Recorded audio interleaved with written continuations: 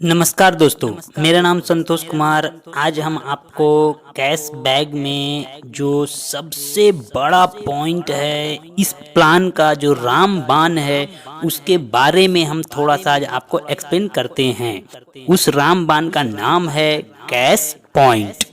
आइए दोस्तों, तो ये कैश पॉइंट क्या होता है थोड़ा सा इसके बारे में समझते हैं। तो a point given by company to its user at the end of every month, मतलब कैश बैक के यूजर को कंपनी हर एक महीना के अंत में पॉइंट देता है। ठीक है, चलिए, तो वो कैश पॉइंट क्या सबको मिलता है? नहीं। अब हम लोग देखते हैं कि उस पॉइंट को पाने के लिए कौन एलिजिबल है। तो all user of cash back are eligible who fulfil this condition. जो इस कंडीशन को फुलफिल करता है उसी को महीना के अंत में कैश पॉइंट मिलता है। अर्थात एग्जाम्पल से इसको समझते हैं हम लोग। मतलब कि मान लिया जाए कि आप 0 से लेके 4,999 तक भी अगर कैश बैक से खर्चा करते हैं तो आपको किसी भी प्रकार का जो पॉइंट है वो पॉइंट नहीं बनता है। लेकिन जैसे ही आप 5,000 रुपया खर्चा कर देते हैं इसके माध्यम से किसी भी महीना में, तो उस महीना में आपका एक पॉइंट जनरेट हो जाता है। ठीक है, फिर समझिएगा दोस्तों कि अगर आप 0 से लेकर 9,999 तक भी खर्चा किए हुए रहते हैं तो जो आपको एक कैश पॉइंट पहले मिला हुआ है वही अभी भी बरकरार रहेगा। लेकिन जैसे ही 10,000 खर्चा कर देते हैं तो आपको एक एक्स्ट्रा पॉइंट मिलता है और अब जो है वो टोटल 2 हो जाता है। कहने का मतलब है कि 5,000 के मल्टीपल में अगर कोई भी कैश बैग यूजर अगर अपना एक्सपेंस करता है, वो जहां चाहे वहां एक्सपेंस करे, तो उसको कैश पॉइंट मिलता ही मिलता है। ठीक है, जैसे समझिए, मान लिया जाए कि हम 20,000 रुपया खर्चा किए तो मेरे को 20,000 भागा 5,000 बराबर 4 कैश पॉइंट मिलेगा। अगर मैं 21,000 भी करूंगा तो भी मेरे को 4 पॉइंट मिला हुआ है, वही मिला रहेगा।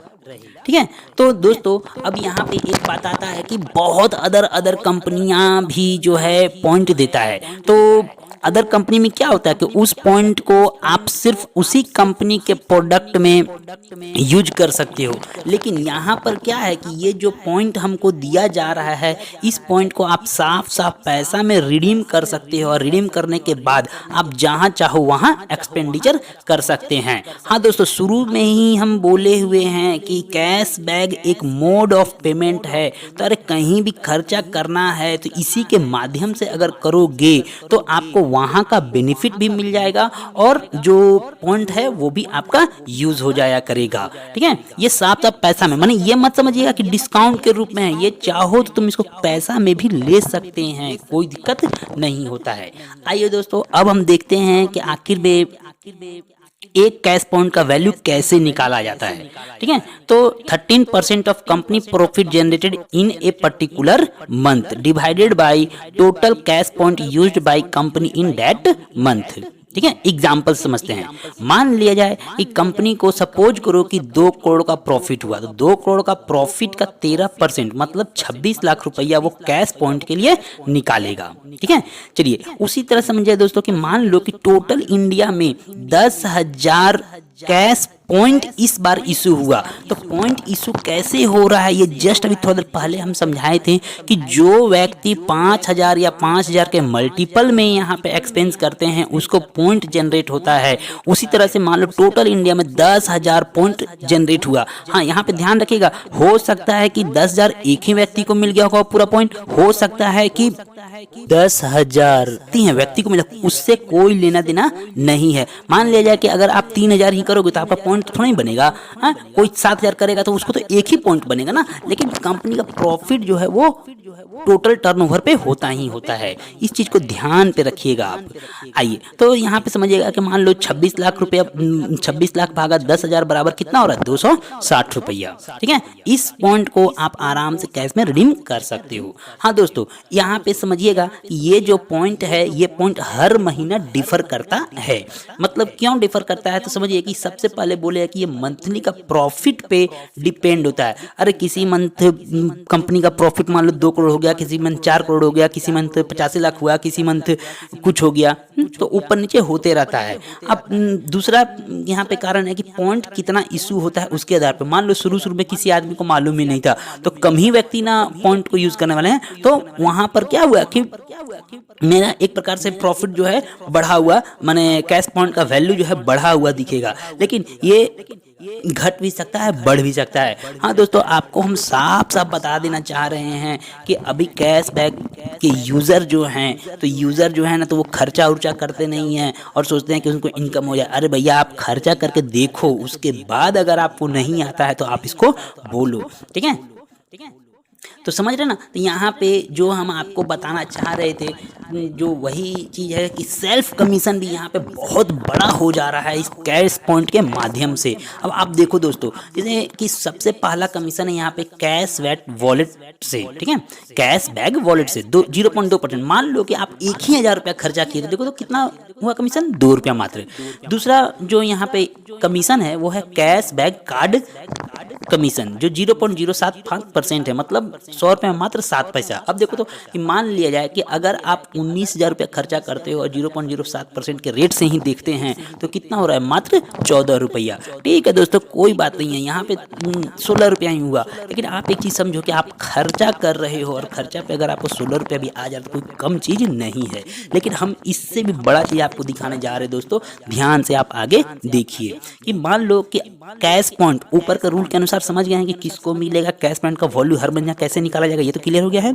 अब यहाँ पे समझने का कोशिश करिए कि मान लो कि हम टोटल 20,000 रुपया खर्चा किए, ठीक है, 20,000 रुपया खर्चा किए, 20,000 रुपया खर्चा किए, तो 4 पॉइंट हमको मिला, और 4 पॉइंट मिला, और ऊपर के माध्यम से एक कैश पॉइंट का वैल्यू कितना निकला था, 260 रुपया। तो 260 रुपया, अब देखो दोस्तों कि मेरे को एक्स्ट्रा कितना पैसा मिल गया, 1,040 रुपया।